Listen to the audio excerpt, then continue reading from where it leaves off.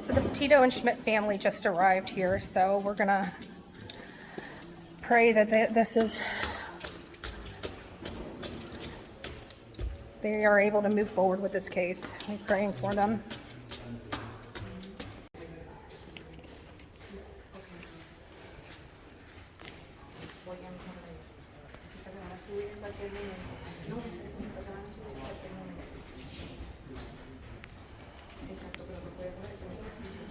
Here they come.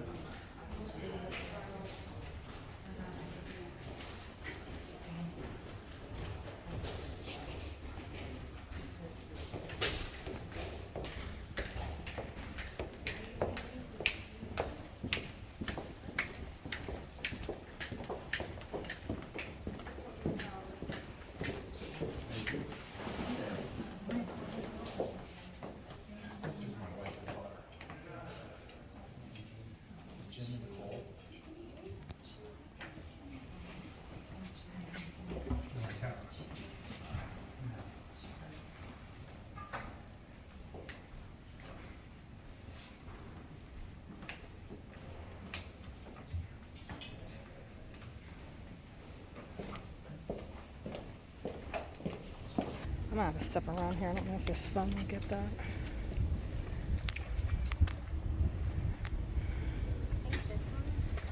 Okay. All right. Is that going to get it? Yeah, that'll be good. All right. If he doesn't pull it over. Hold up.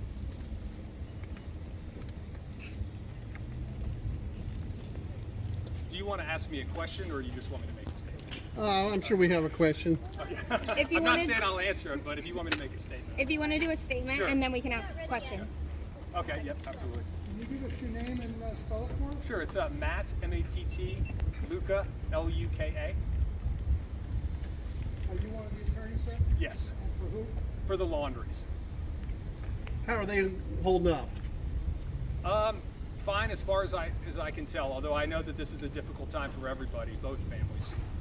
How do you think the proceedings went today? Well, so, you know, I thought they went as expected. We definitely appreciate the judge's time and his consideration of this case. I know it's important to both families, and so we really appreciate his effort.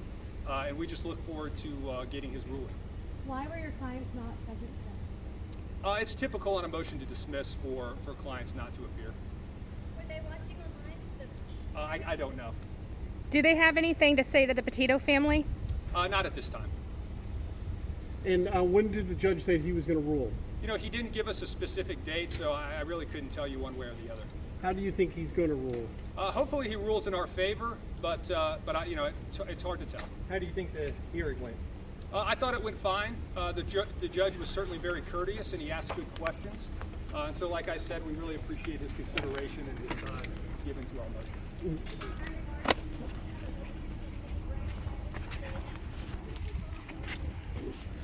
Well, I really feel like our strongest argument relates to the outrageous element and also the invocation of legal rights by the defendants for why they didn't make any statements during that time. Their First Amendment right, which allows them to speak freely or to not speak at all. Their Fifth Amendment privilege, which allows them to not speak in any situation that could potentially incriminate them. There's also a First Amendment right to have an attorney, a Sixth Amendment right to an attorney. The Florida Constitution also affords those same rights. In addition, an express right to privacy, which is also implicated. So there are multiple rights at play here. So the plaintiffs. I'd really rather not comment on that. So the plaintiffs allege that there was no crime committed at the time to invoke a Fifth Amendment right. How do you feel about that? We disagree with that. A person's entitled to invoke their Fifth Amendment privilege anytime they feel like they're in jeopardy, and so that's our position. All right, thank you. That as an agent of the Laundries, that statement should be imputed to them for purposes of considering whether or not their conduct was outrageous. We disagree with that position for many reasons that we argued at the hearing. So that's really what that's about.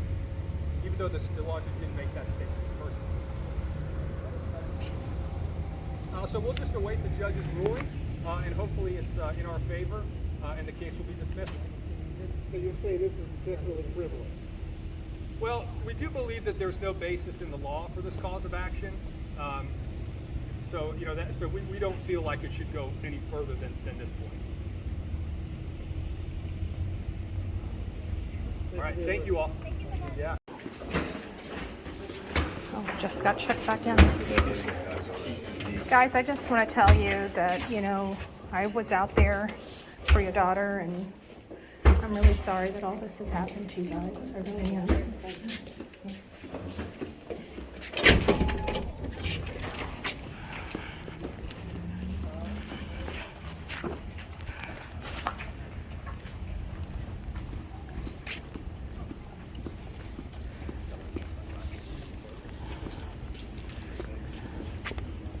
Sorry.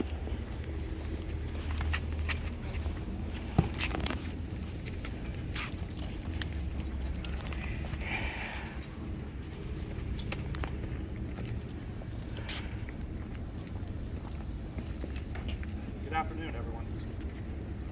On behalf of Joseph Petito and Nicole Schmidt, we just want to express our thank you to Judge Carroll for the time he gave us today on the motion. We appreciate the time it's going to take him to make the decision, and we have no doubt that he will make the correct decision.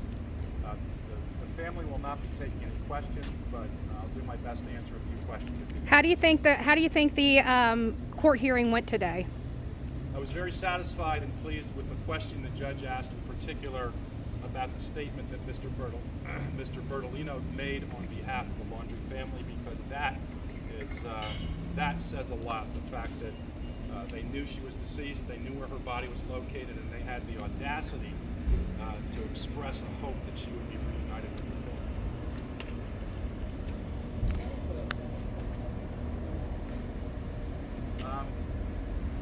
Best I can tell, they're handling it as best they can. If you saw, there were some tears earlier today when we came in here, and I expect there'll likely be some more tears.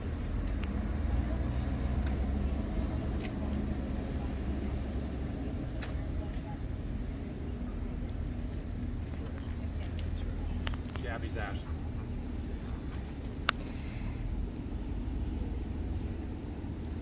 Sorry? Oh, it's a mask card. It's a drawing or a piece of art that someone from Australia, I believe, created utilizing a picture of Gabby. And on the back of it is a prayer to Jim. The defense alleged that they had a Fifth Amendment right, even though there was no criminal allegations. How do you feel about that? I heard you arguing about that in the motion to dismiss. Well, there has to be an investigation or a crime before the Fifth Amendment right applies. I don't know, and I'm waiting for the day for the Laundries to tell us what crimes they committed. Hopefully they'll do that someday, but I don't know what crimes they are asserting were committed. He did allege that they were trying to move some money around to get Brian out of the country, but there was no arrest warrant out for Brian. He wasn't a fugitive. From a criminal law perspective, I don't think that there was anything inappropriate about what they were doing at that point.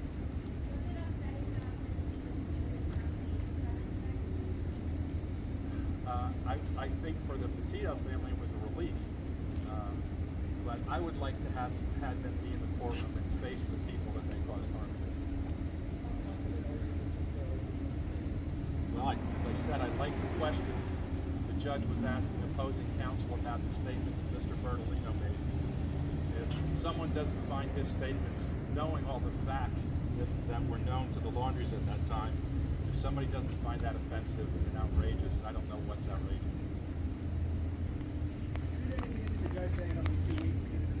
No, judges typically take cases under advisement when there's a lot of research and a lot of cases cited, so I'm not surprised by that at all. I'm surprised it's only 2 weeks. All right, thank you, everyone.